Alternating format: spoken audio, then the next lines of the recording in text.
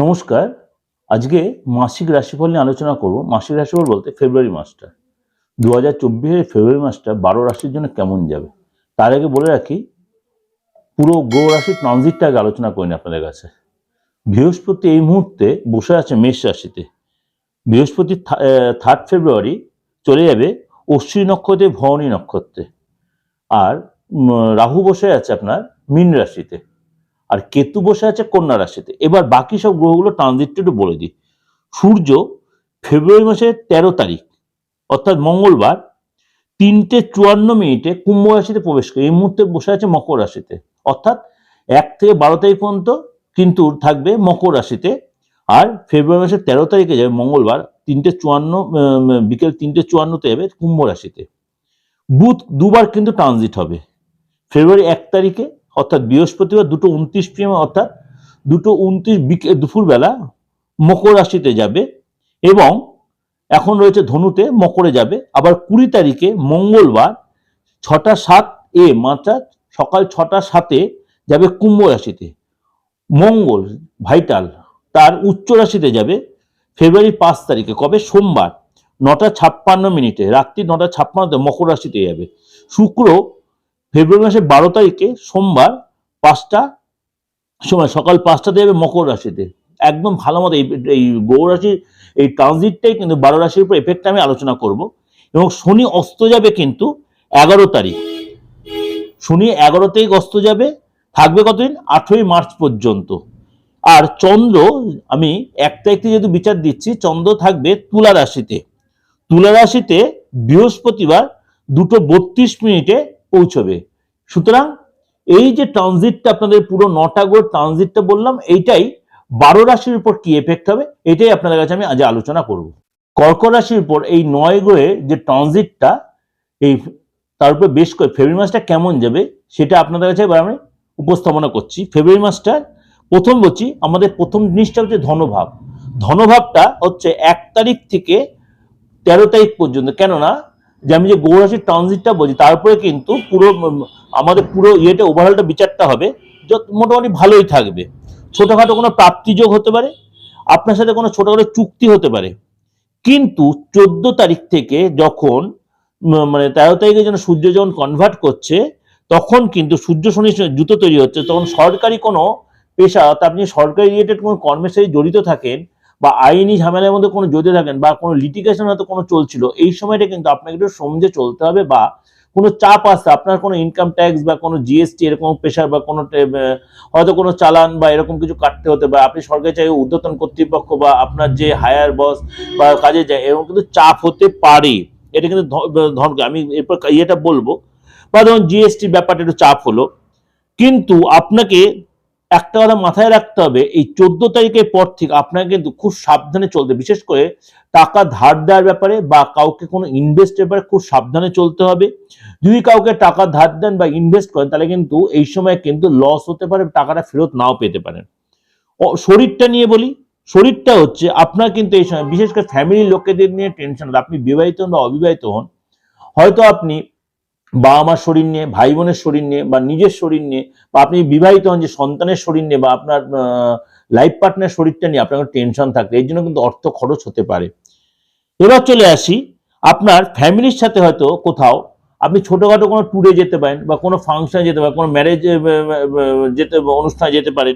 এরকম ছোটখাটো কোনো ব্যাপারে আপনি কিন্তু কোথাও ফ্যামিলির লোকেদের সাথে ঘুরতে যেতে পারে। সে বাবা মা হোক বা আপনার লাইফ পার্টনারের সাথে বা সন্তানের সাথেও, যার সাথে হোক আপনি কিন্তু যাবেন। এটা ওভারঅল কিনে কর্পোরেট সবাইকে নিয়ে বলছি। কেননা এই সময় কিন্তু আপনি, আর চাকরি ব্যাপারে যেটা বলছি, মনে করি আপনি চাকরি করে থাকেন, এই সময় চাকরি চেঞ্জ হতে পারে বা নতুন কোনো চাকরি আপনি পেতে পারেন। হঠাৎ কোনো যোগাযোগ আপনার চলে আসতে পারে। ইন্টারভিউ দিচ্ছে, ইন্টারভিউটা কিন্তু এখানে যথেষ্ট পজিটিভ হবে। ইন্টারভিউ প্রাইভেট হোক বা সরকারি চাকরি ইন্টারভিউ এখানে যথেষ্ট পজিটিভ হবে এবং ক্র্যাক করতে পারেন।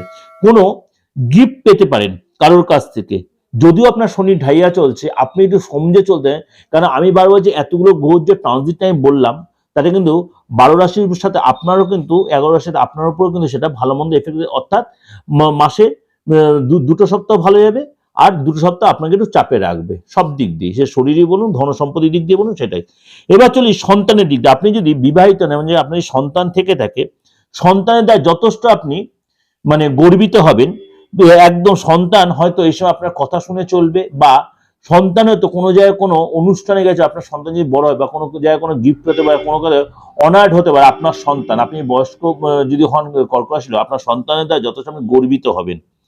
আপনি বিদ্যার্থী হন, যদি বিদ্যার্থী হলে কিন্তু এই সময় আপনার বন্ধু বান্ধবের সাথে কোনো বাদানুবাদ মুখ কালাগালি হতে পারে, কোনো কিছু নিয়ে আপনার অশান্তিটা অনেক দূর পৌঁছে সেটা করবেন না, চেষ্টা করবেন, বা প্রেমিক প্রেমিকার সাথে ফ্যাক্টর হতে পারে। কোনো কারণে আপনার কোনো জিনিস খারাপ হয়ে যাবে, মনে করেন আপনি কোনো গেজেট বা ইলেকট্রনিক্স আইটেম, বিশেষ করে কোনো ডেস্কটপ বা ল্যাপটপ এসব নিয়ে কোনো কাজ করছেন, বা হয়তো আপনার মোবাইলটা কোনো ডিস্টার্ব, এই জন্য খরচ, বা গাড়িটা হয়তো খারাপ হয়ে গেল, গাড়িটা রিপেয়ার করতে হলো, এরকম কোনো খরচ কিন্তু হতে হবে। অর্থাৎ একটু অস্থিরতার মধ্যে কাচবে। যারা চাকরি করছেন এই সময় যেটা বললাম, ভালো চাকরি পেতে পারেন, এবং কি আপনি কিন্তু মানে কলিগদের সাথে যথেষ্ট আপনার রিলেশন ভালো হবে, এবং বস বা ঊর্ধ্বতন কর্তৃপক্ষ আপনার যথেষ্ট সুনাম করবে কাজে। অর্থাৎ যেখানে পুরোনো কাজের জায়গা সেখানে যথেষ্ট সাকসেস পাবেন, বা নতুন কোনো কাজে অপরচুনিটি সেটা আপনি ক্র্যাক করতে পারেন। যারা বিবাহিত বা অবিবাহিত, যারা প্রেম করছেন বা বিবাহিত, তাদের কিন্তু মাঝে মাঝে একটু রিলেশনটা একটু ডিস্টার্ব, খটাখটি বা মিসআন্ডারস্ট্যান্ডিং হতে পারে। আর আপনার যে পার্টনার, লাইফ পার্টনার, যে আপনি প্রেম করে থাকেন বা বিবাহিত হন, লাইফ পার্টনার শরীরটা নিয়ে ডিস্টার্ব হতে পারে।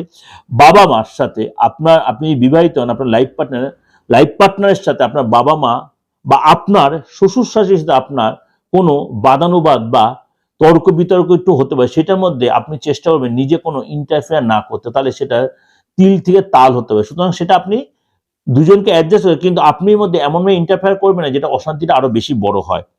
তার মধ্যে মোটামুটি ওভারঅল কিন্তু ভালোই থাকবে। অর্থাৎ আপনি হয়তো বিশেষ করে এটা 14 তারিখ পরে কিন্তু এই প্রবলেমটা সাফার হতে পারে, কেন সূর্য যখন শনির ঘরে ঢুকছে কুম্ভ রাশিতে, তখন কিন্তু এই সংসারটা নেগেটিভ ইম্প্যাক্ট তৈরি হতে পারে।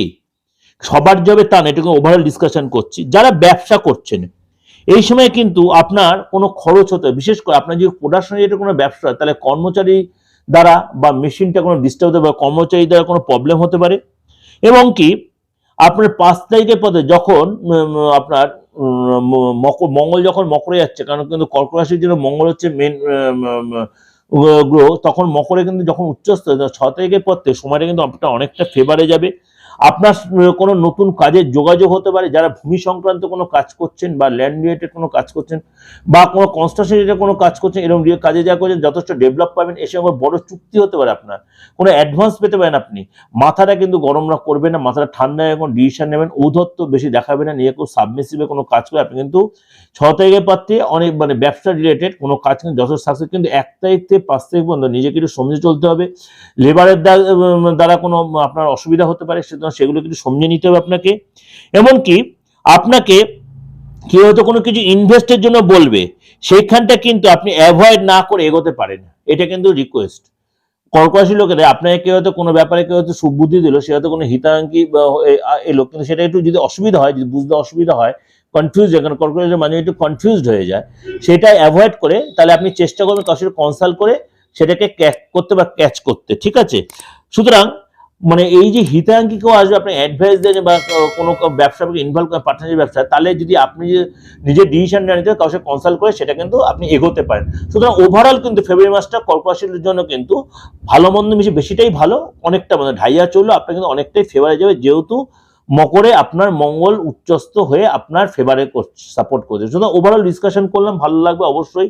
ভালো হলে অবশ্যই আপনার সেটাকে সাবস্ক্রাইব করবেন, নোটিফিকেশনটা অন করবেন, যত লোকে শেয়ার করবেন। আজ নমস্কার, ভালো থাকুন।